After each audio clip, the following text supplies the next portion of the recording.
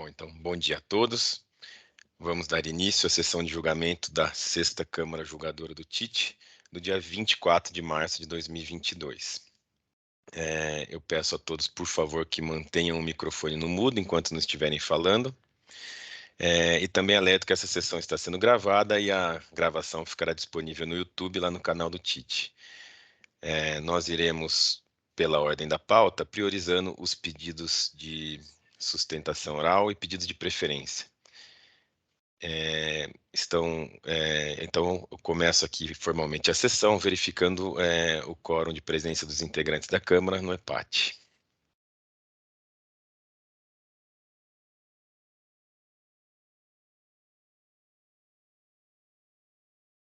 Então, todos confirmaram presença. Estão presentes, além de mim, o Dr. Ítalo, o Dr. João Carlos Silag e o Dr. Luciano Garcia Miguel, que nós temos a honra de receber aqui em nossa Câmara hoje, substituindo a doutora Heloísa. Bem-vindo, Dr. Luciano. E também se encontra aqui presente a doutora Aline, da Representação Fiscal. Assim, eu dou início formal à sessão. E o primeiro pedido de sustentação oral é o do caso do auto de infração 4058045, do contribuinte Stepan Química Limitada, pedido de sustentação oral do Dr. José Flávio Pittini Dias Pacheco, um recurso ordinário de relatoria do Dr. Ítalo, a quem eu passo a palavra para a leitura do relatório e depois a gente parte para a sustentação oral. Obrigado, presidente. Bom dia a todos. Aqui trata-se de infração única, objeto de recurso ordinário, crédito indevido de ICMS, decorrente da escrituração de documentos fiscais relativos à entrada de mercadoria que não atendem às disposições previstas no item 3 do parágrafo 1º do artigo 59 do regulamento, supostamente emitidas por empresa declarada posteriormente inidônea, de nome CPA, Distribuidora de Produtos Industriais. Destaco aqui, presidente, que esse processo já foi julgado por outra oportunidade, mas por decisão da Câmara Superior, esse processo foi anulado, entendendo aquela decisão que houve deficiência de fundamentação, e determinou-se o retorno à Câmara Julgadora apenas quanto à análise da questão da boa-fé. É o suficiente, presidente. Obrigado, doutor Ítalo. Passo a palavra, então, para o doutor José Flávio, para a sustentação oral. Bom dia, senhor presidente, senhor relator, demais integrantes da Câmara Julgadora. Prazer estar novamente aqui no TIT em julgamento. De fato, trata de tema já bastante conhecido e discutido nesse tribunal.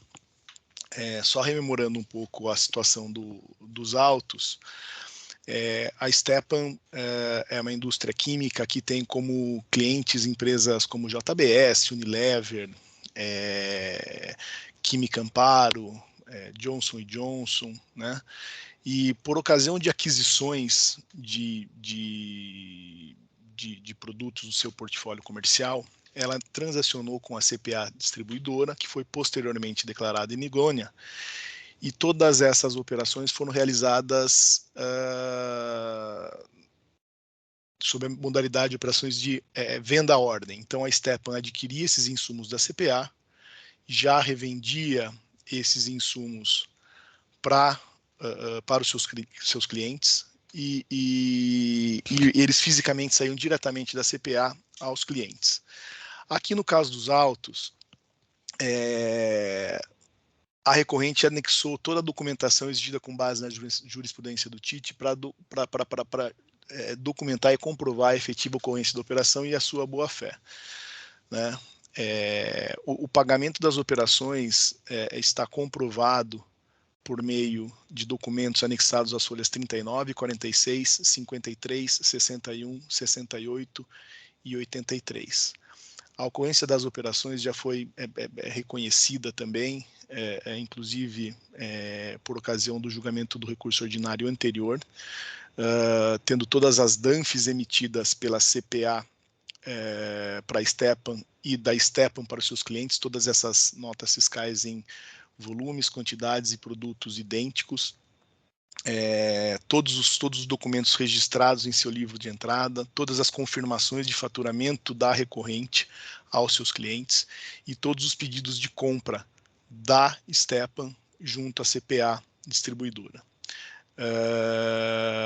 Os clientes aqui no caso foram Flora Produtos de Higiene, Sobel Indústria e Comércio e JBS SA. Todas elas devidamente tributadas, com destaque do ICMS. Conforme já reconhecido no curso do processo, a época da transação, a CPA era uma empresa regularmente cadastrada, com sua situação cadastral era evidentemente válida e regular, porque o procedimento de reconhecimento de inidoneidade foi posterior, né? Realizado em 30 de outubro de 2014, quando as operações autuadas ocorreram em novembro de 2011, fevereiro de 12, junho de 13 e dezembro de 12. É isso aí, dezembro de 12. Então, a declaração posterior das operações.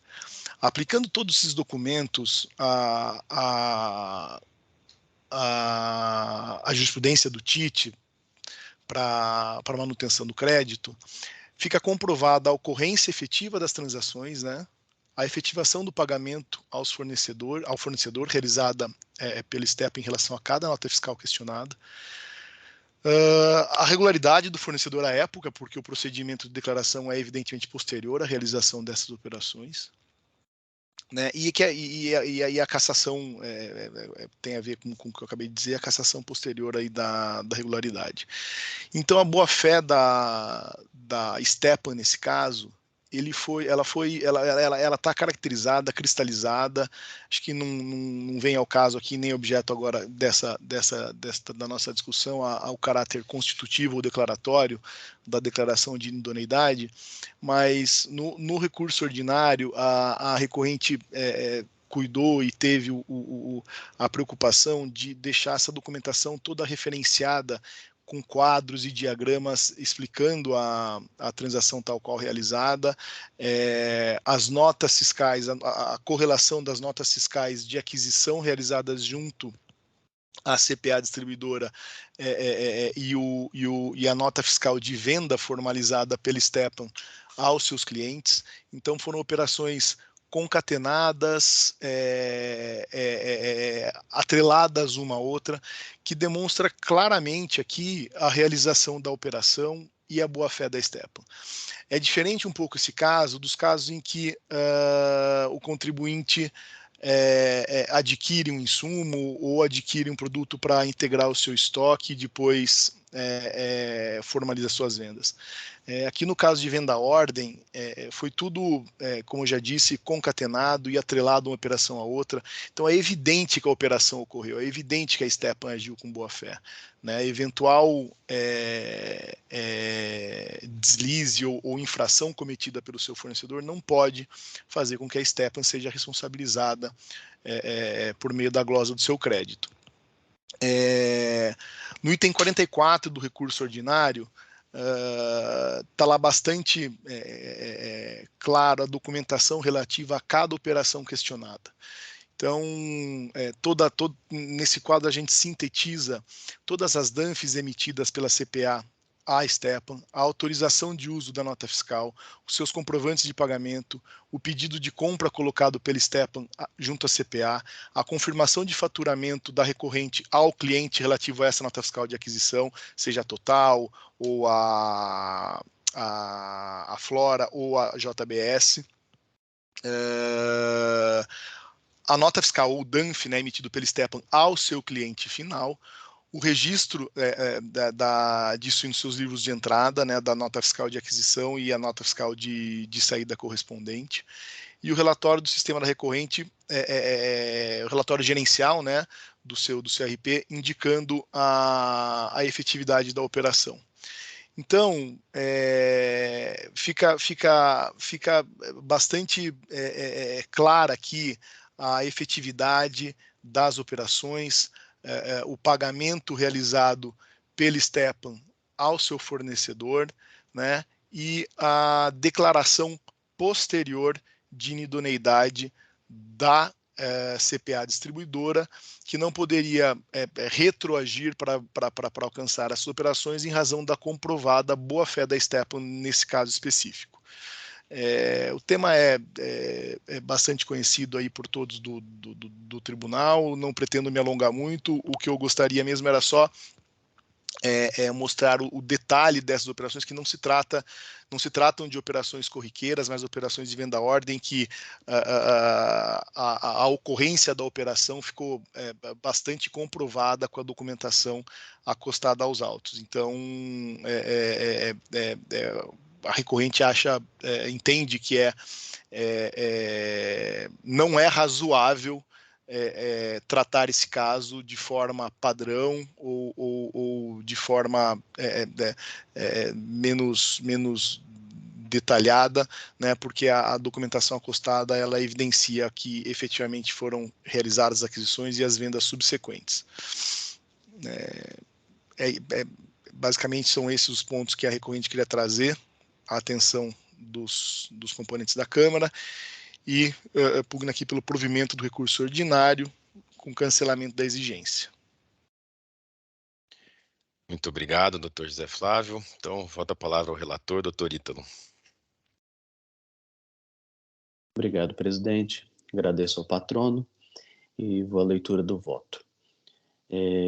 Registre-se aqui que esse processo foi distribuído à Câmara Superior em voto de relatoria do Dr. Alberto Podigaé, que decidiu por acolher a pretensão do contribuinte, consignando-se na decisão unânime que o voto condutor proferido pela Câmara Julgadora revelou-se incoerente em sua fundamentação, culminando em vício processual que lhe causaria nulidade. Registre-se que a decisão da Câmara Superior é cristalina ao dar provimento ao recurso especial do contribuinte para anular a decisão recorrida apenas quanto à análise da questão da boa-fé, com retorno dos autos à instância qual para que outro seja proferida. Nesse sentido, a decisão colegiada, que determinou o retorno à Câmara Julgadora para novo julgamento, já consignou que, embora algumas questões não tivessem sido enfrentadas na decisão em tela, elas poderiam de plano ser afastadas em razão de já estarem sedimentadas na Câmara Superior, algumas questões tais como discussão quanto à aplicação de multa e de juros de mora, que já foram rechaçadas já na decisão proferida pela Câmara Superior. Start. A análise por esta Câmara Julgadora cinge-se apenas à questão da boa-fé, que é o preenchimento ou não dos requisitos exigíveis à sua constatação. Estabelecidos os limites judicantes à atuação desta Câmara Julgadora, retomemos a questão posta no recurso ordinário do contribuinte contraposta pela representação fiscal.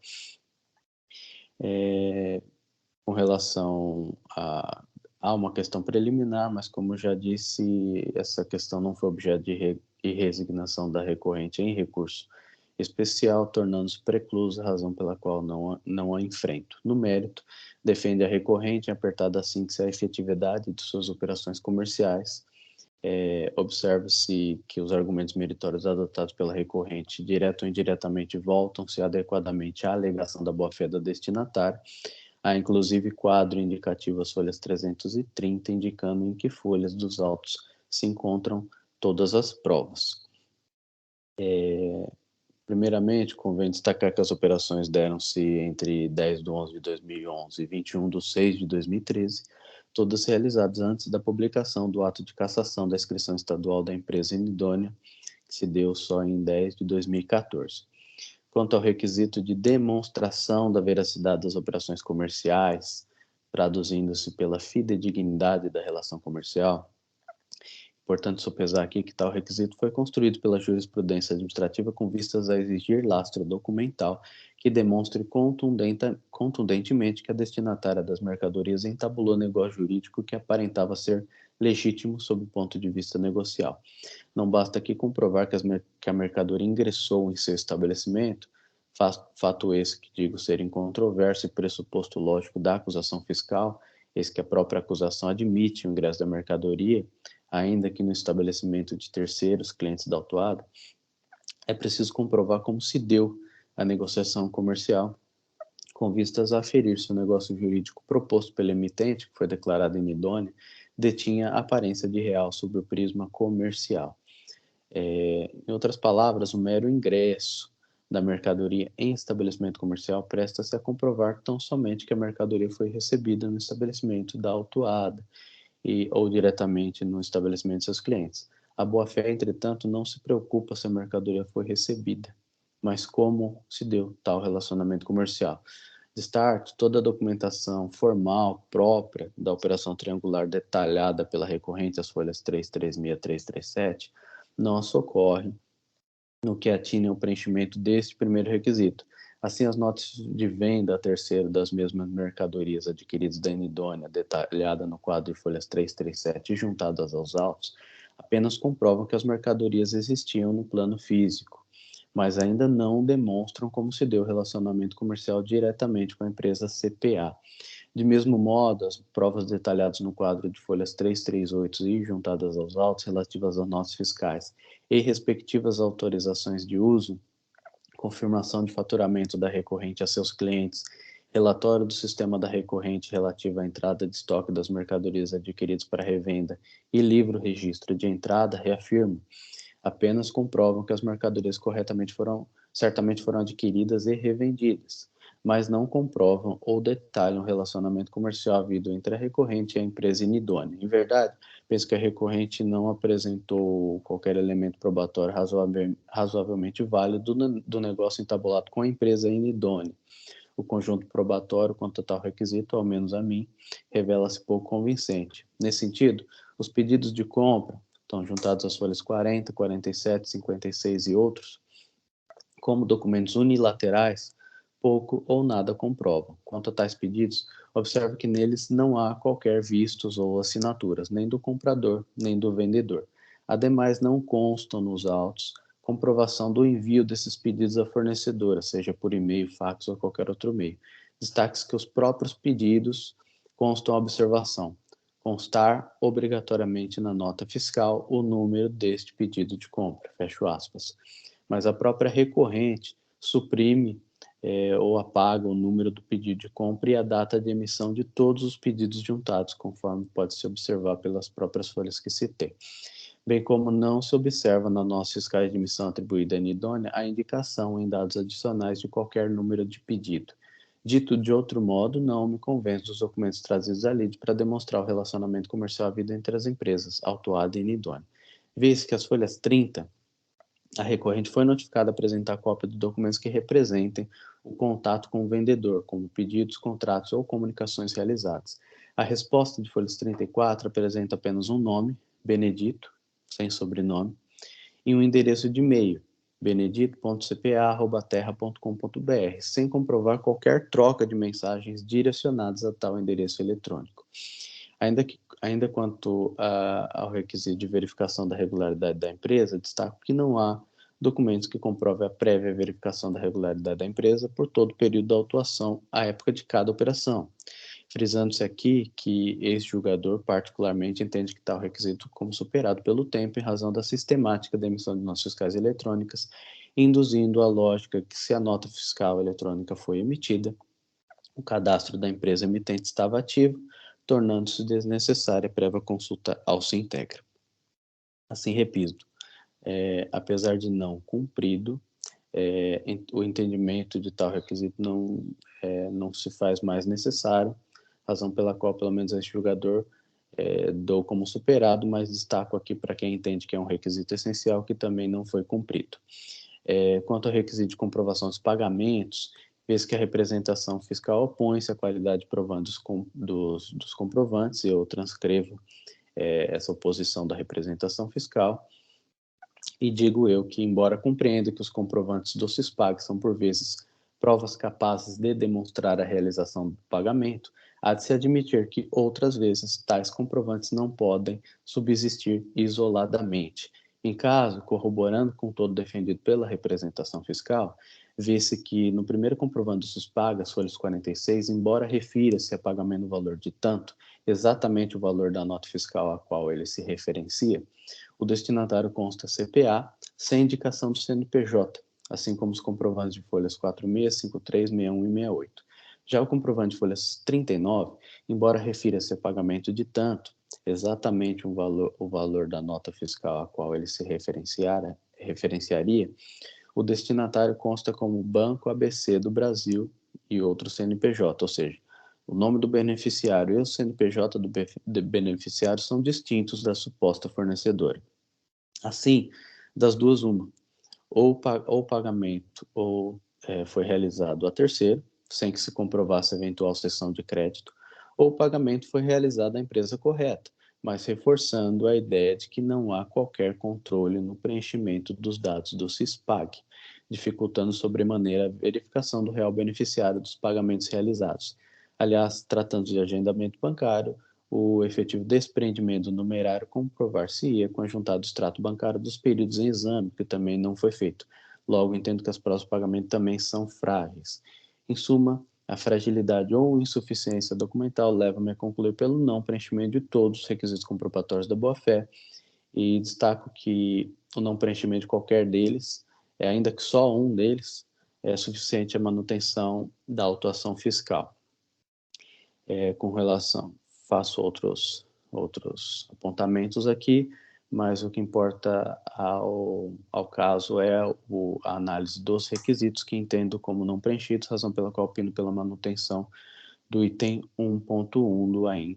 Então, estou conhecendo parcialmente do recurso ordinário dentro dessa porção do mérito, que é o único limite judicante aqui que foi estabelecido pela Câmara Superior.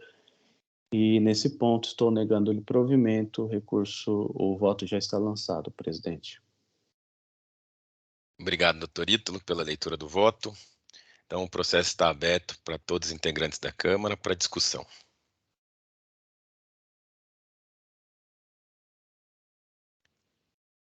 Não havendo manifestações, eu informo que eu acompanho o doutor Ítalo. E se ninguém quiser se manifestar, eu vou dar os debates por encerrados e verificar o quórum de votação.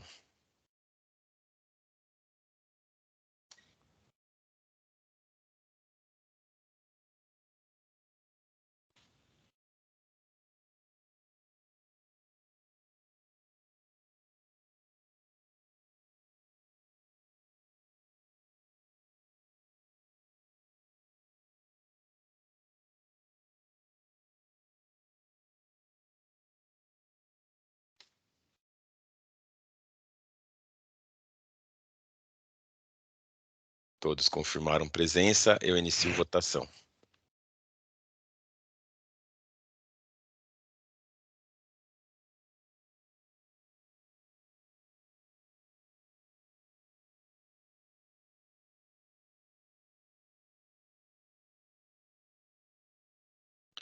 Todos votaram, eu encerro a votação. Então, doutor José Flávio, o voto do doutor Ítalo foi acompanhado à unanimidade no sentido de conhecer parcialmente o recurso ordinário e, na parte conhecida, negar provimento. Agradeço a presença no dia de hoje. Tenha um bom dia. Obrigado, bom dia. E desta forma, nós encerramos o julgamento do caso Stepan Química Limitado.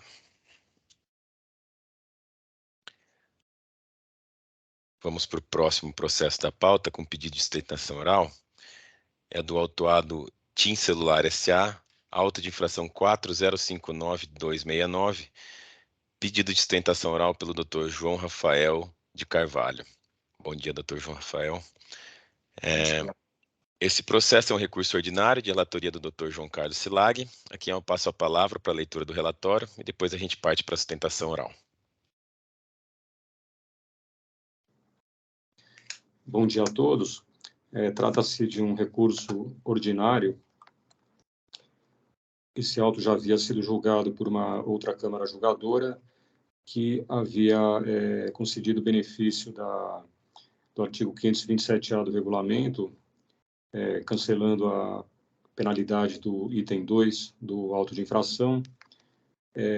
Dessa decisão, a Fazenda Estadual interpôs recurso especial que foi julgado pela Câmara Superior, e a Câmara Superior considerou que carecia de fundamento a decisão da Câmara Julgadora com relação ao benefício fiscal, e, nesse sentido, determinou o retorno dos autos a esta Câmara Julgadora para que fossem apreciados os requisitos do artigo 527-A, tendentes a conceder ou não o benefício fiscal com relação ao item 2. Então, os autos, o recurso ordinário está em julgamento exclusivamente com relação à concessão ou não do benefício fiscal do artigo 527-A do regulamento, para que sejam verificados para que seja verificado o cumprimento eventual dos requisitos do dispositivo. Esse é o relatório. Obrigado, doutor Silag. Então, passo a palavra ao doutor João Rafael. Muito obrigado. Ilustríssimo senhor presidente, ilustríssimos senhores juízes, ilustríssima senhora representante da Fazenda. Caso, senhor presidente, no mínimo um pouco inusitada essa aplicação da infração 2 que está aqui em debate. É uma multa de 30% do valor da operação que foi aplicada à TIM por emitir documento fiscal. Não se trata aqui daqueles casos, então, em que o contribuinte estaria supostamente omitindo informações ao fisco, mas talvez apresentando-as em excesso, no entender da fiscalização. O que aconteceu nesse caso especificamente, senhor presidente? E por que foi motivo do acordo anulado? Enfim, que de forma o acordo anterior da Câmara Baixa, de forma muito prudente, reduziu essa infração, ou essa penalidade, a 1% do seu valor originário, já que a multa originalmente aplicada no auto de infração passava dos 20 milhões de reais, pela seguinte infração, senhor presidente. A TIM, na qualidade de prestadora de serviços de comunicação, adquire uma série de aparelhos celulares. E quando ela adquire esses aparelhos celulares, ela não sabe, no momento da aquisição, se eles serão revendidos como mercadoria ou integrados ao seu ativo permanente, ativo imobilizado, para serem cedidos em operações de comodato. Então, o que faz a TIM no momento em que os adquire? Como a maior parte é para revenda, a TIM ela simplesmente se credita daqueles bens como se fossem mercadorias que seriam revendidas posteriormente. E o que fez a TIM, que foi objeto especificamente desse auto de infração, dessa multa de 30% do valor da operação em mais de 20 milhões de reais? Uma coisa muito simples. Ela emitiu uma nota fiscal dela para ela mesma, naqueles casos em que esses bens saem do estoque e viram ativos imobilizados. Então, o que fez a TIM? Ela simplesmente debitou o ICMS para estornar uma parte daquele crédito de mercadoria e, ato subsequente, creditou-se desse mesmo ICMS para, então, se apropriar desse crédito agora como ativo fixo, com 48avos, proporcional às saídas tributadas, enfim, o regime de tributação judiciária.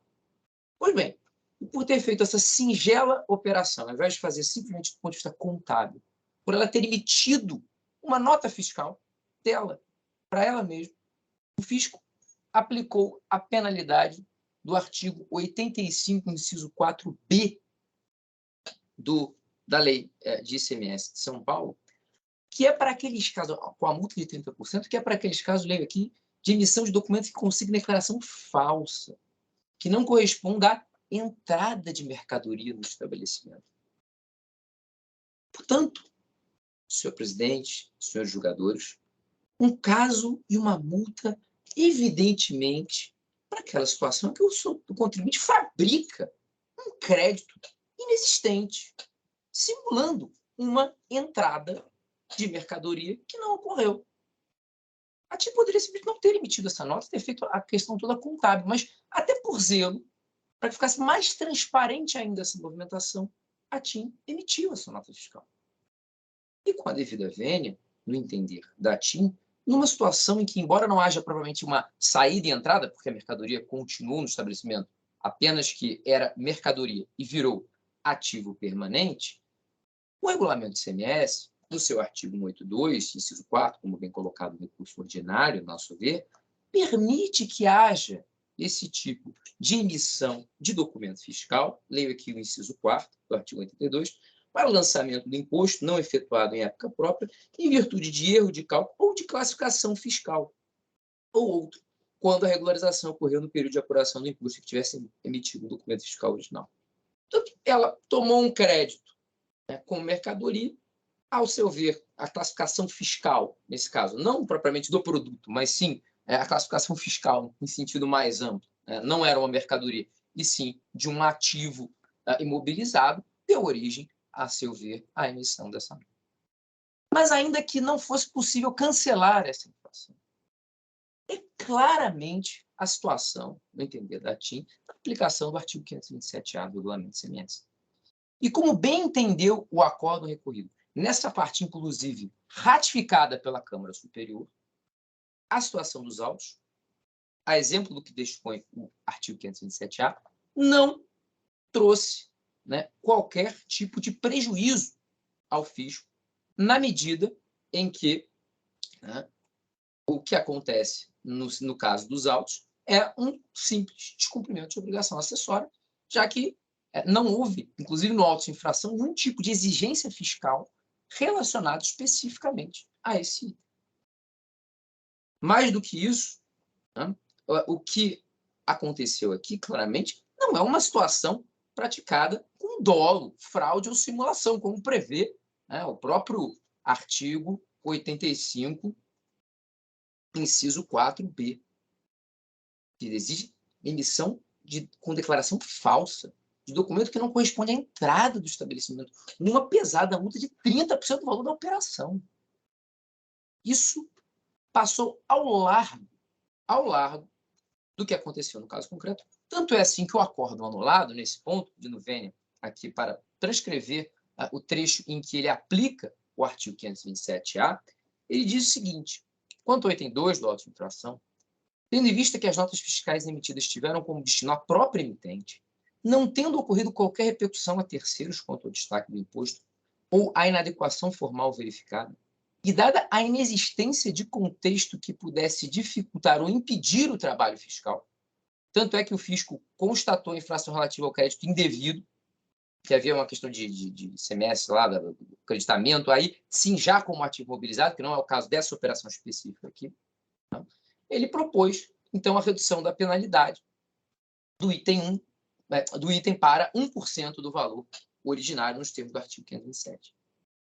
E o que foi especificamente objeto de anulação na Câmara Superior? Peço venha aqui para também ler esse acordo, essa passagem muito breve aqui da Câmara Superior, né? Entendendo que, abre aspas, o voto de preferência não elaborou... perdão, desculpa aqui, só começando antes. Entendo com razão a douta representação fiscal. Haja visto que verifico a nulidade da decisão guerreada, consoante a prescrição do artigo 527-A do regulamento do ICMS, uma vez que, para a aplicação da redução de multa, devem ser levados em consideração os requisitos subjetivos da dosimetria, o porte econômico e os antecedentes fiscais do contribuinte. Ocorre que o voto de preferência não elaborou nenhuma análise, nem mesmo se referiu, não trazendo nenhuma justificativa sobre a aplicação de todos os requisitos previstos no artigo 507-A do regulamento do ICMS para a dosimetria da multa, conforme determinado na legislação sobre os antecedentes fiscais e o porte econômico do contribuinte.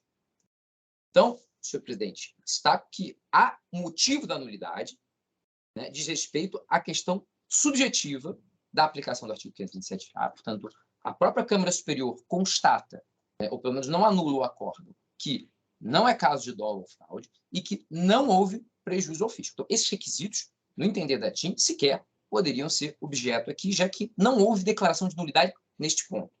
A declaração de nulidade diz respeito, portanto, única e exclusivamente à existência do porte econômico e os antecedentes fiscais do contribuinte.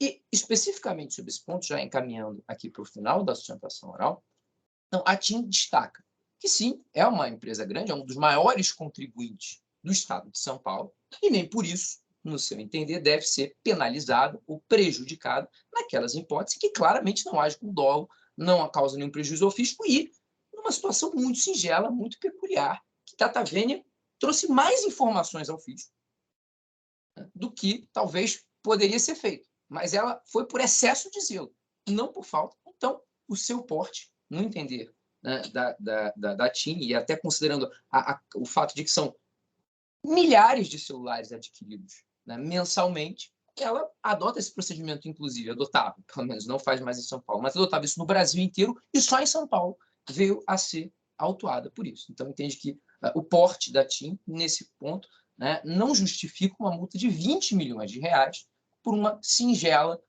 emissão de documento fiscal que dela para ela mesma. Então, sem maiores questões, violações da legislação tributária.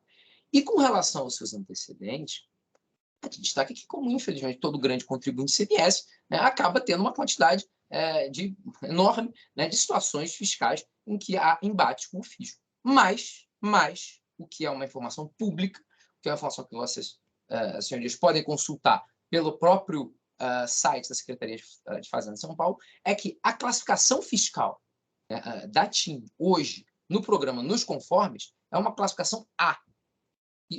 Só não é A+, porque tem uma questão em que ela não é A+, porque acho que é uma questão de período, de eventual atraso ali no descumprimento, mas nesse caso ela é A. Mas pelo simples fato, então, de nesse único critério, né, dos vários que existem, ela não será mais e será a classificação total é A. Né? Então, claramente, um contribuinte aqui adimplente com o fisco, que pelo próprio fisco é reconhecido como um bom contribuinte. Então, finalizando a sustentação, a TIM entende que é o caso, sim, de aplicação do artigo 527-A e que tanto o seu porte quanto os seus antecedentes não impedem, muito pelo contrário, mais do que justificam a aplicação dessa redução da penalidade, se não para relevar completamente, pelo menos para reduzi-la a 1%, como consignado no auto de infração original. Então, agradecendo mais uma vez a atenção dos senhores, a TIM requer o provimento do recurso nesse ponto e a manutenção desse cancelamento, ou pelo menos da redução originária, agora devidamente justificada. Muito obrigado. Obrigado, doutor João Rafael.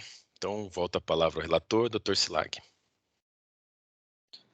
Eu cumprimento o doutor patrono e vou passar a exposição do meu voto. Então, como já bem delimitado, o recurso encontra-se em julgamento apenas com relação à verificação dos requisitos dispostos no artigo 527-A do regulamento, com vistas a conceder ou não o benefício fiscal correspondente. O artigo 527-A, ele apresenta requisitos objetivos e requisitos subjetivos. Então, no caso, passando ao exame dos requisitos subjetivos consistentes nos antecedentes fiscais e no porte econômico do contribuinte, conforme, inclusive, já falado também agora pelo patrono, verifica-se, conforme a representação fiscal apresentou no seu parecer e também no recurso especial,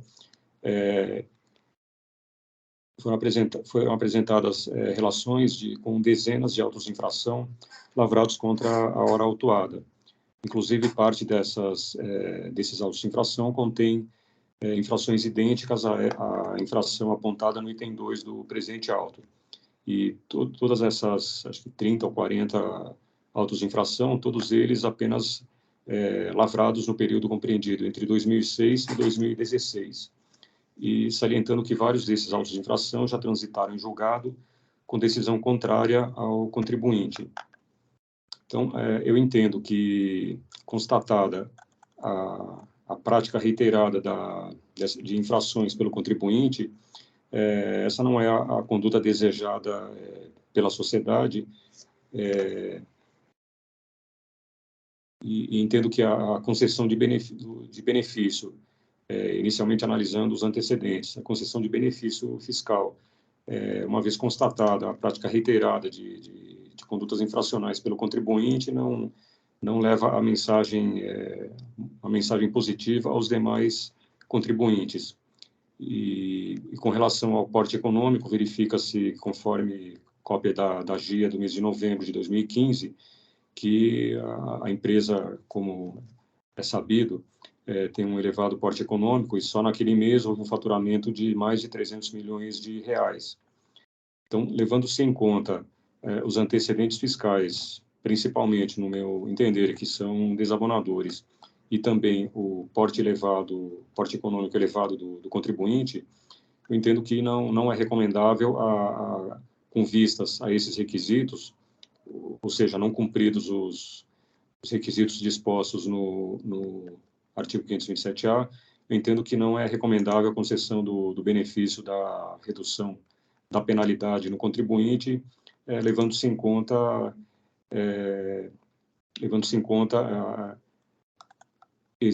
o descumprimento desses requisitos. Então, nesse sentido, eu estou mantendo integralmente o item 2 do auto de infração, ou seja, não reduzindo a penalidade, e, uma vez concluído o julgamento do recurso ordinário, proponho a devolução dos autos à Câmara Superior para que ela dê prosseguimento ao julgamento do recurso especial. É como voto.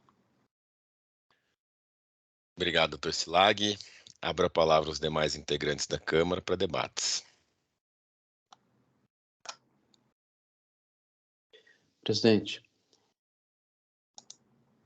Por favor, doutor Ítalo. Só para complementar o posicionamento do Dr. Silag, é importante que se observe que a benesse prevista no artigo 527-A, ela volta-se ao contribuinte e ao cumprimento de alguns requisitos por ele praticados, né, por ele observados, e não, ao menos não diretamente, a penalidade em si.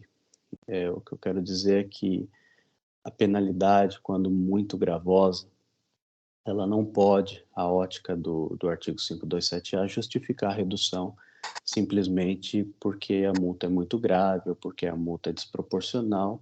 Caso contrário, a gente estaria aqui aplicando o princípio do não confisco, o que é um impedimento aqui pelo artigo 28 da 3457.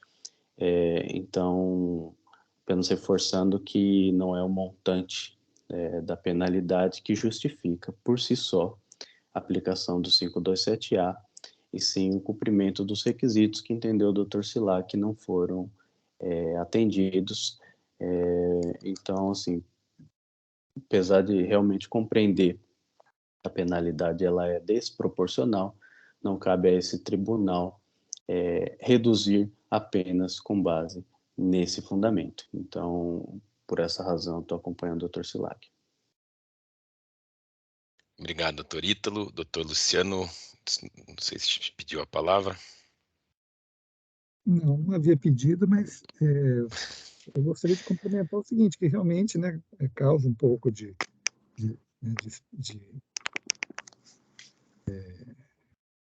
estranheza, né, a autuação, né, mas isso a autuação em si foi mantida, né, não é isso que está em discussão nesse momento está em discussão apenas o preenchimento ou não dos requisitos para a diminuição da pena, né? Então, por esse motivo, eu também acompanho, né, pelos seus fundamentos, o voto do relator. Obrigado, doutor Luciano. Desculpe, eu achei que o senhor tinha pedido a palavra, mas é sempre bom ouvi-lo. Eu também vou acompanhar o relator, como a gente tem, com relação ao mérito, como vocês falaram, não está aqui sob julgamento, eu até tendo a concordar com o doutor João Rafael, mas a redução da multa tem alguns requisitos legais que nós estamos, entre aspas, presos a esses requisitos, e eu acho que não se encontram aqui presente. E também a multa, eu até posso também entender um tanto quanto elevada, mas é a multa prevista em lei, não cabe a gente afastar aqui a legislação em vigor aqui no estado de São Paulo.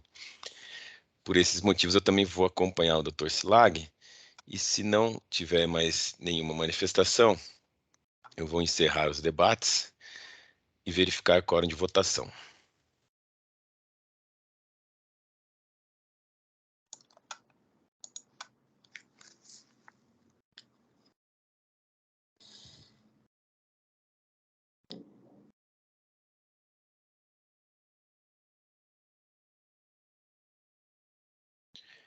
Todos confirmaram presença, eu inicio votação.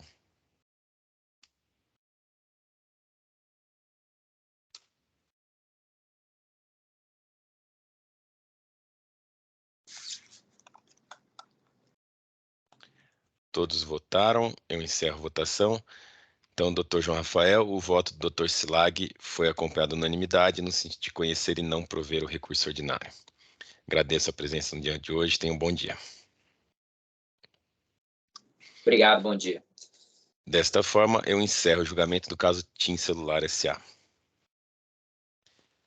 Finalizados os pedidos de sustentação oral, vamos voltar para a ordem natural da pauta. O próximo caso é do autuado Brasil Excellence Comercial e Exportadora de Bebidas Limitada, auto de infração 4058774, é um recurso ordinário de minha relatoria. O voto já está lançado, eu só vou direto para a leitura. Então, nós estamos aqui diante de duas acusações, as duas são referentes à declaração de inidoneidade da empresa IP Comercial Limitada. A primeira acusação deixou de pagar esse ICMS-ST, na condição de substituído tributário, nos termos do artigo 267.2, a linha B do RICMES. E a segunda recebeu mercadorias desacompanhadas de documentação fiscal, então o imposto de ICMS próprio está sendo cobrado por solidariedade, nos termos do artigo 11, inciso 11, parágrafo 1º do RICMES. Esse processo já foi para julgamento pela Câmara Julgadora, pela 12ª Câmara Julgadora, que converteu em diligência, com relatoria da doutora Maria do Rosário, converteu em diligência para que o contribuinte juntasse uma planilha relacionando os pagamentos com as notas fiscais nas folhas dos autos. Isso foi cumprido, aí voltou para julgamento da 3ª Câmara Julgadora. A relatoria da doutora Maureen Bragança havia votado pelo cancelamento do auto, mas foi voto vencido. Então, o auto foi mantido e a Câmara Superior devolveu os autos a essa Câmara Julgadora, porque essa planilha, que foi objeto da diligência inicialmente solicitada, não foi mencionada nessa segunda decisão da 3ª Câmara Julgadora. Aí o processo voltou em julgamento para a gente, eu parto a leitura do voto a partir do item 10. Inicialmente, cumpre ressaltar que a decisão proferida pela Câmara Superior deste egrégio TIT anulou a totalidade do julgado da 3ª Câmara Julgadora, devolvendo a íntegra da matéria discutida nestes autos a esta Câmara.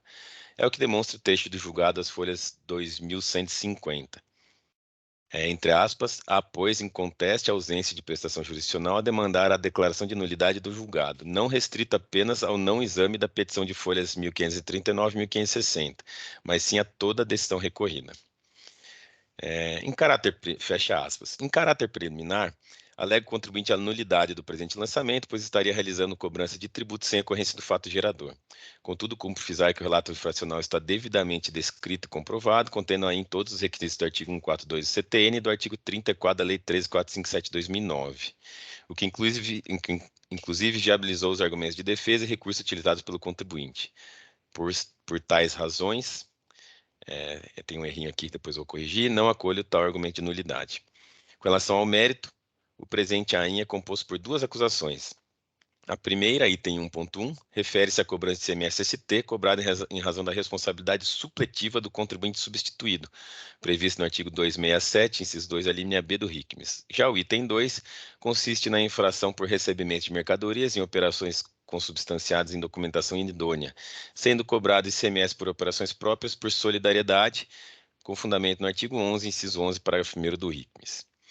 As duas acusações decorrem da declaração de nulidade da inscrição estadual do fornecedor das mercadorias, IP Comercial Limitada, que teve detectada a simulação de existência de estabelecimento e do quadro societário. Portanto, entendo que ambas as acusações devem ser analisadas com base na tese da boa-fé do contribuinte adquirente, já consagrada pelo STJ na súmula 509 e no recurso repetitivo de controvérsia 148444, mutatis mutandis, porque nesse julgamento não é exatamente essas operações, trazida pelo contribuinte no recurso ordinário aqui analisado. Vale dizer, a acusação do item 1.1 para a cobrança de ICMS-ST com base no artigo 267, inciso 2, a linha B do RICMES, tendo em vista que não é possível identificar a posição da empresa declarada inidônea e do contribuinte recorrente na cadeia comercial, a única forma de eventualmente afastar a responsabilidade deste para a cobrança do imposto, que em teoria deveria ter sido recolhido pela fabricante das mercadorias. Aliás, neste ponto, desde logo é afastada a alegação do contribuinte de que não deve ser compelido de forma alguma ao recolhimento de imposto que não seria de sua responsabilidade, ou seja, que seria terceira pessoa na relação jurídica, já que a possibilidade de responsabilização subletiva do contribuinte substituído está literalmente prevista no dispositivo legal acima citado. Por sua vez, o item 2.2 entendo que a única forma de analisar a responsabilização solidária fundamentada no artigo 11, inciso 11, parágrafo 1º do RICMES é analisar eventual boa-fé da empresa adquirente das mercadorias, já que estava num dos polos da relação comercial e eventual interesse comum poderia estar caracterizado caso não tenha agido de boa-fé na realização do negócio jurídico. Portanto, entendo que em casos como presente, para que seja possível afastar a responsabilidade do destinatário das mercadorias de ambas as infrações aqui imputadas, tal como figura a hora recorrente, necessário demonstrar sua boa-fé na realização do negócio jurídico, deve haver a comprovação inequívoca da realização das operações e da verificação da regularidade do fornecedor na época das operações. Isto é, entendo que deve ser aplicado analogamente, não sei se está certo isso, depois eu vou ver, o que já prescreveu o STJ na súmula 509, entendimento amplamente acatado por este egrégio TIT. Analogamente, acho que está certo. Aí eu cito a súmula do STJ, continuo no item 18. Portanto, caso o contribuinte de fato comprove que a operação se deu totalmente regular no que lhe cabia, tendo este tomado todas as precauções para transacionar com o contribuinte em situação regular, deve ser reconhecida sua boa-fé na realização dos negócios jurídicos, fundamento suficiente para afastar sua responsabilidade nas cobranças realizadas. Inicialmente, afasta-se a alegação de impossibilidade da aplicação de efeitos retroativos ao ato administrativo que declarou nula a inscrição estadual do contribuinte e, consequentemente, inidôneas as notas fiscais por ele emitidas, pois há muito tempo este tribunal tem decidido que a declaração de regularidade tem efeitos meramente declaratórios, estando sujeita a posterior comprovação de regularidade. Aí cito uma decisão da Câmara Superior. No presente caso, para a comprovação de que o fornecedor das mercadorias estava em situação regular na época das operações, a hora recorrente apresenta, junto com as respectivas notas fiscais das operações, consulta ao CNPJ de autorização de uso de NFE no portal da nota fiscal eletrônica e ao Sintegra do remetente das mercadorias, as folhas 160 e 632, que coincidem com o período das operações autuadas, de forma que pode-se considerar cumprido esse requisito pelo contribuinte. Para comprovar a efetiva ocorrência das operações, deve-se mencionar a apresentação do livro de registro de entradas, com registros das notas fiscais objetos da autuação, folhas 633 relação dos vendedores que efetivaram as vendas, folha 774, e controle de portaria dos veículos que realizam as entregas dos produtos, folha 775 e 776, já que as entregas eram por conta do vendedor. Tais documentos, isoladamente, não têm grande força probatória, uma vez que são de lavra unilateral do contribuinte, mas pelo menos demonstram que no que lhe cabia cumpriu suas obrigações. Com relação ao pagamento dos valores pelas compras realizadas, que considero ser a comprovação mais importante para demonstrar a veracidade das operações, o contribuinte juntou microfilmagens de cheques nominais à empresa declarada inidônea, folhas 806 a 1333. Ademais, apresentou os extratos bancários demonstrando a saída dos recursos objetos dos cheques de sua conta bancária, folhas 1587 a 1894, e a planilha relacionando tais pagamentos, folhas 1541 e 1559. Sobre tal comprovação de pagamento, assevero que são microfilmagens dos cheques fornecidos pelos próprios bancos, o que demonstra que foram efetivados. Todos são nominais à empresa vendedora e os extratos comprovam que os valores efetivamente saíram das contas do comprador. Assim, entendo que o contribuinte logrou êxito em comprovar o efetivo pagamento das operações objeto da autuação. O fisco aponta que a divergência entre as datas de pagamento em 4 notas fiscais e de valor de R$ 15,70 em uma delas. O contribuinte rebate tais divergências, informando que as divergências de datas se dão, em alguns casos, em razão do pagamento de uma mesma nota fiscal com mais de um cheque, e na possibilidade de demora de alguns dias para depósito dos cheques. Ainda aponta que a divergência do valor de R$ 15,70 se deu em razão de desconto concedido pelo vendedor. Independente do acatamento de tais implicações, o fato é que as divergências apontadas pela douta representação fiscal representam uma parcela ínfima em face da grande quantidade de operações envolvidas. Isto é, uma divergência de R$ 15,70 no universo de aproximadamente 13 milhões em pagamentos. Divergência de datas em 4 cheques apresentados no universo de aproximadamente 520 cheques apresentados. Aponta ainda a outra representação fiscal o fato de alguns veículos não serem capazes para o transporte das mercadorias e alguns não constarem no registro do DETRAN. De fato, há algumas inconsistências no controle de portaria apresentado a alguns veículos de pequeno porte. Por outro lado, a ausência de registro de DETRAN de São Paulo não significa que não podem estar registrados nos DETRANs de outros estados, demonstrando alguns registros. Enfim, entendo que tais divergências, além de algumas terem a devida explicação, não deveriam macular um vasto conjunto probatório presente nos autos que demonstra que o contribuinte autuado agiu como lhe cabia na realização do negócio jurídico, tendo esse tomado todas as precauções para transacionar com o contribuinte em situação regular, devendo ser reconhecida sua boa-fé. Portanto, analisando todo o arcabouço comprobatório nos presentes autos, entendo que há provas da efetiva realização dos negócios jurídicos pela recorrente, bem como que tomou todas as precauções que lhe cabiam para transacionar com o fornecedor regular, de modo que não vejo motivo para afastar sua boa-fé e responsabilizá-la para o pagamento do imposto cobrado nos itens 1.1 e 2.2, nos termos da súmula 509 do STJ. Antes posto, conheço recurso ordinário e dou-lhe provimento, reformando-se a decisão de primeira instância administrativa para cancelar na íntegra o presente AIM. É como voto, abro a palavra aos demais integrantes para debates. Eu vou só fazer umas correções aqui de errinho de digitação no meu voto, mas enquanto isso poder me debatendo. Eu gostaria de fazer alguns apontamentos, eu queria pedir vista, então eu vou só falar as razões, né? Por quê? Primeiro, em relação às tratativas comerciais, eu não identifiquei nos autos contratos firmados ou troca de e-mails ou algum outro instrumento hábil a comprovar as tratativas comerciais, considerando um montante de 13 milhões em pagamentos, que é um montante elevado e expressivo. A segunda coisa é que nos documentos fiscais não consta identificado o registro do transportador das mercadorias. O que o contribuinte fez foi apenas posteriormente trazer aos autos uma pequena planilha identificando os transportadores mais recorrentes que faziam os transportes. Só que dentre esses transportadores, tirando os transportadores que o fisco paulista não conseguiu identificar por não encontrar no sistema do Mocha os veículos, tem veículos de pequeno porte, como um Gol, um Passat, que não comportam o volume de mercadorias transportadas, basicamente na maioria dos documentos fiscais. Então, sem eu ter o registro de qual veículo está transportando essas mercadorias, eu não consigo identificar se aquele veículo, um Gol, por exemplo, é capaz de transportar aquele volume imenso de bebidas. Então, o que já denota que ele não foi capaz de demonstrar boa-fé nesse caso. Outra coisa, nesses documentos fiscais, teoricamente, ele seria o idôneo seria o contribuinte substituído nas operações. O contribuinte substituído tem alguns requisitos que ele tem que colocar no documento fiscal.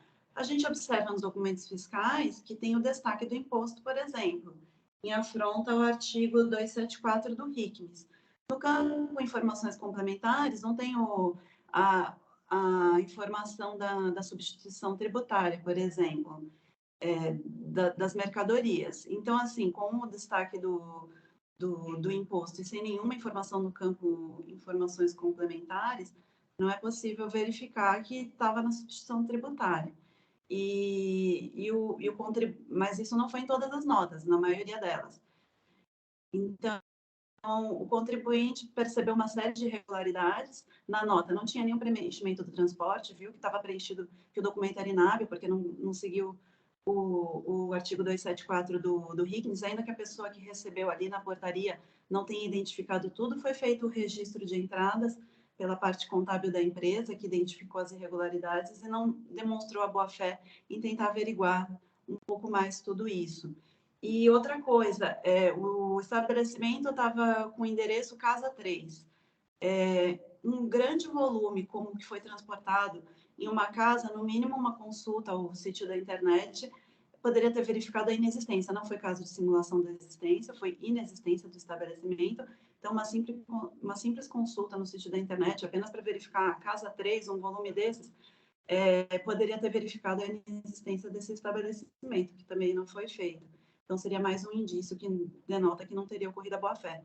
Então, diante desses itens, eu gostaria de pedir vista, para deixar registrado, se possível. Perfeito. Só mais alguém tem alguma manifestação? Porque aí, se quiser aproveitar e pedir vista conjunta, para não pedir vista depois no retorno da doutora Aline. Doutor Silag? Eu estou na dúvida se eu acho salutar em que pese muito bem elaborado o voto, eu acho salutar a vista da representação. Eu só estou na dúvida entre eventualmente pedir uma preferência se a doutora Aline disponibilizar o voto antes da sessão ou pedir uma vista também. Perfeito. Acho que tanto faz, né, doutor Silag? Enfim, acho que eu vou deixar para eventualmente pedir uma preferência, então. Perfeito. Mais eu alguma... posso disponibilizar com antecedência, se quiser. Tá ok. Perfeito. Mais alguma manifestação? Então, doutora Alice, por favor, pode registrar o pedido de vista, que eu já concedo.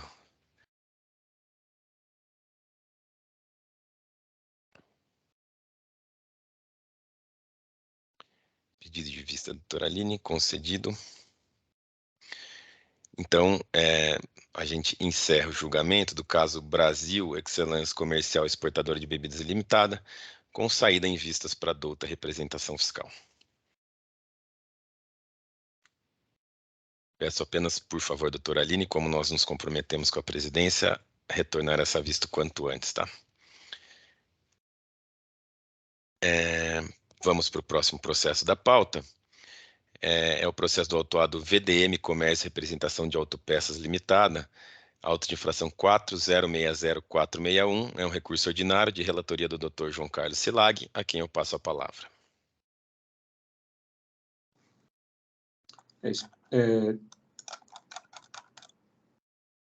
É um recurso ordinário que tem uma acusação que é semelhante a uma das acusações do processo anterior.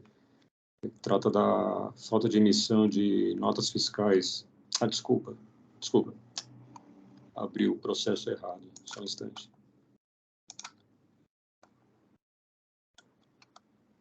Então, a acusação trata de recebimento e estocagem de mercadorias desacompanhadas de documentação fiscal hábil, nos termos do artigo 184, inciso 1 do regulamento.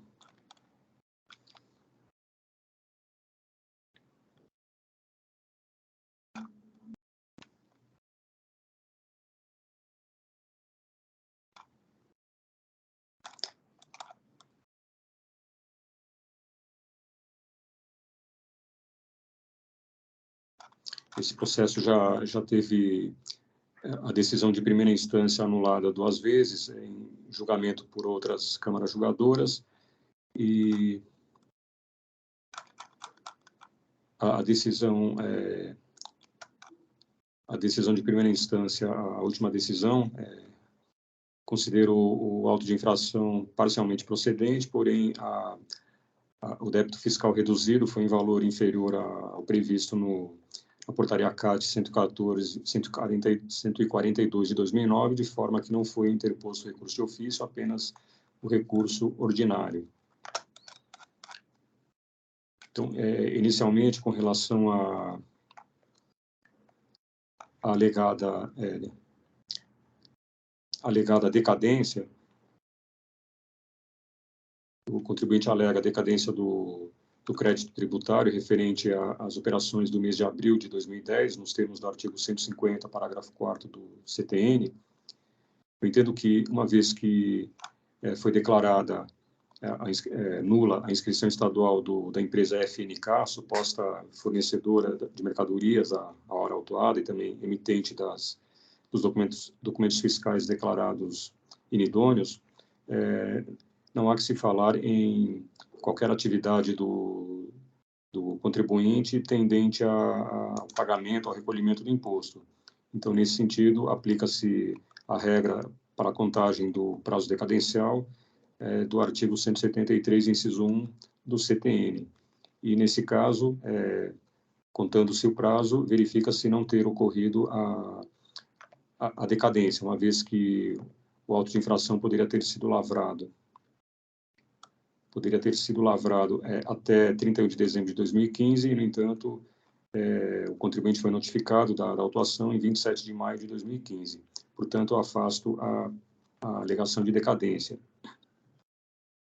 Então, com relação ao mérito, então, a empresa FNK Indústria e Comércio Limitada, IPP, suposta emitente, ela sofreu uma alteração de endereço em 1º de março de 2010, data a partir da qual foi declarada a nulidade da sua inscrição, em razão da inexistência do estabelecimento no endereço declarado por aquele contribuinte.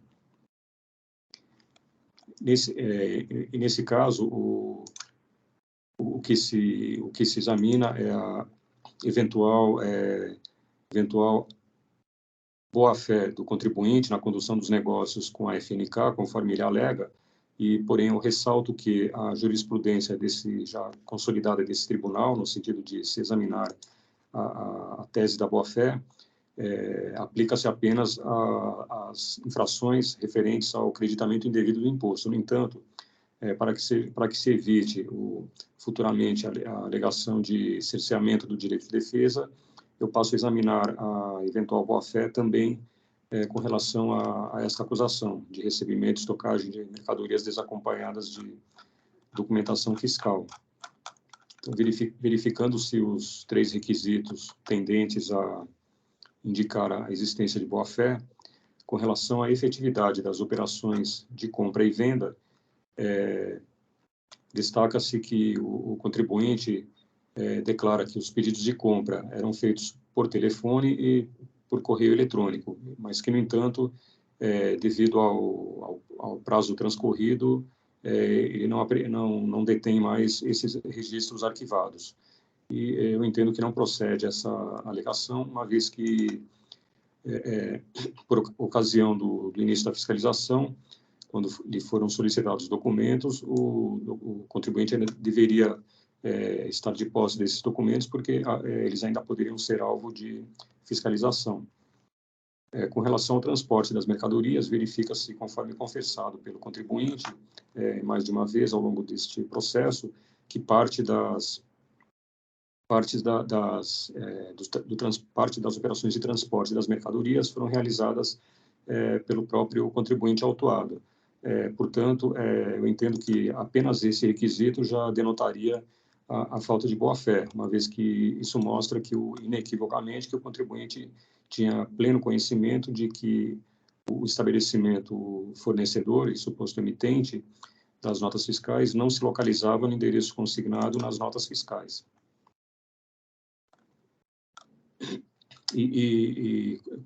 Acrescento ainda que nas notas fiscais não havia sido preenchido devidamente com todos os dados dos transportadores, conforme prevê a legislação. E com relação aos pagamentos, há diversas irregularidades que fazem com que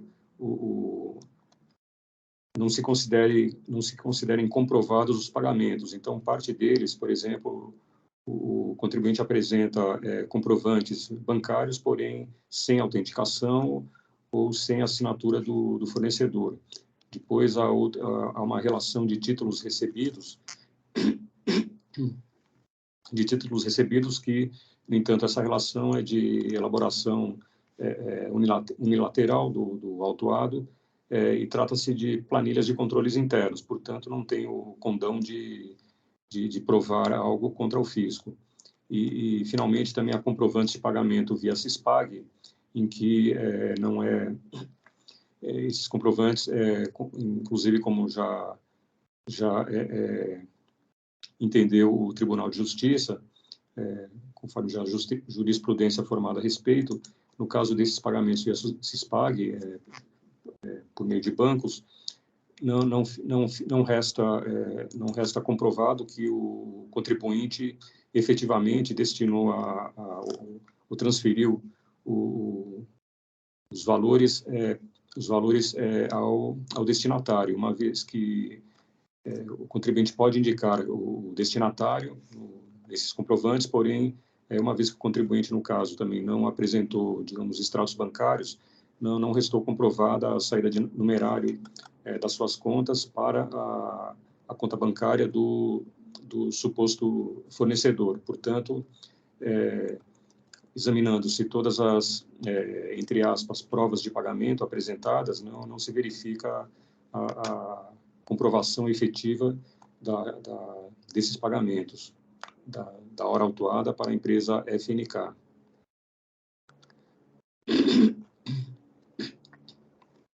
E, finalmente, o contribuinte também não conseguiu comprovar ter verificado a regularidade fiscal da sua fornecedora, FNK, antes da realização, nem antes e nem depois da realização das operações objeto do auto de infração.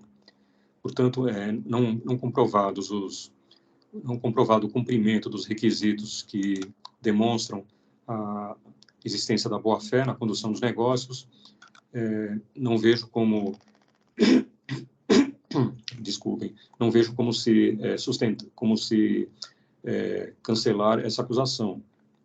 Portanto, entendo procedente e analiso ainda a alegação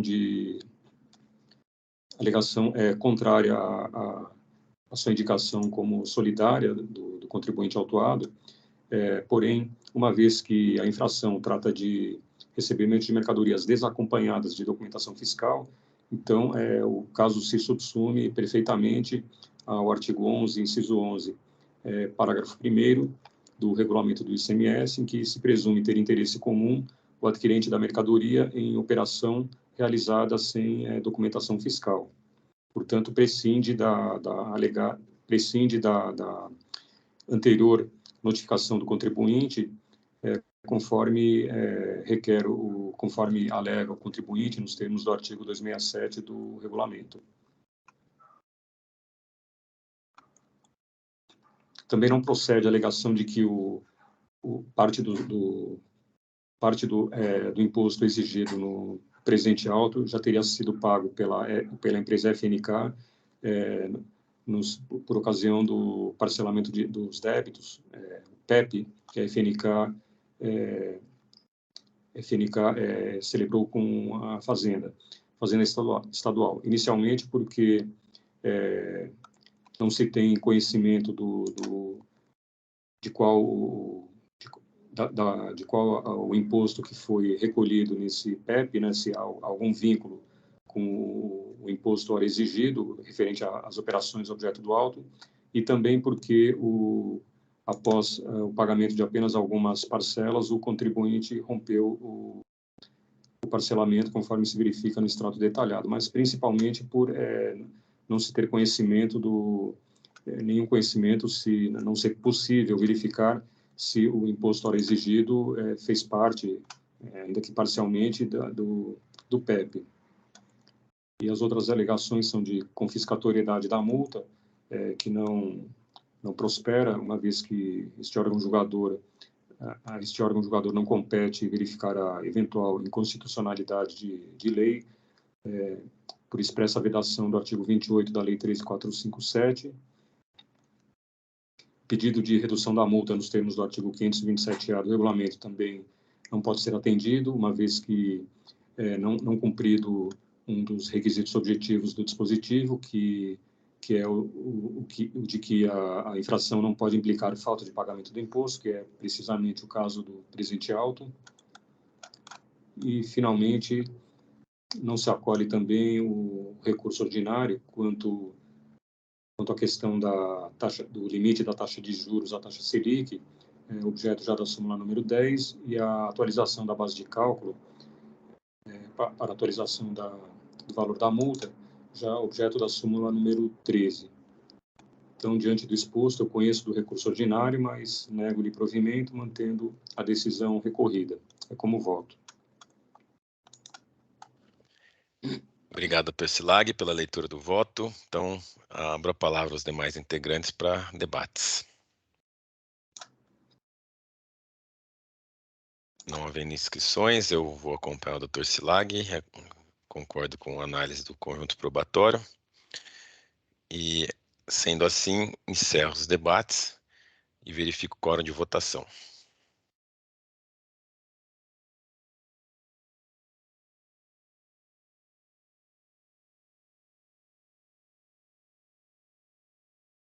Todos confirmaram presença, eu inicio votação.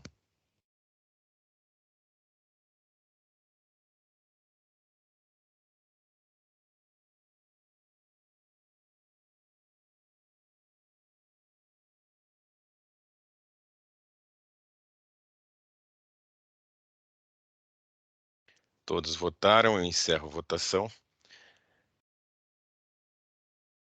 Então, por unanimidade, foi acompanhado o voto do Dr. Silag no sentido de conhecer o recurso ordinário e negar provimento. Assim, a gente encerra o julgamento do caso VDM Comércio e Representação de Autopeças Limitada. E com isso, nós terminamos o julgamento de todos os processos da pauta de hoje, razão pela qual eu encerro aqui formalmente a sessão no EPAT, para que seja gerada a ata do julgamento. Tudo certo, ata gerada. Eu agradeço a presença de todos, desejo um bom dia e declaro encerrada a sessão de julgamento da 6ª Câmara Julgadora do TIT, do dia 24 de março de 2022, e peço, por favor, para o Jailson encerrar a gravação.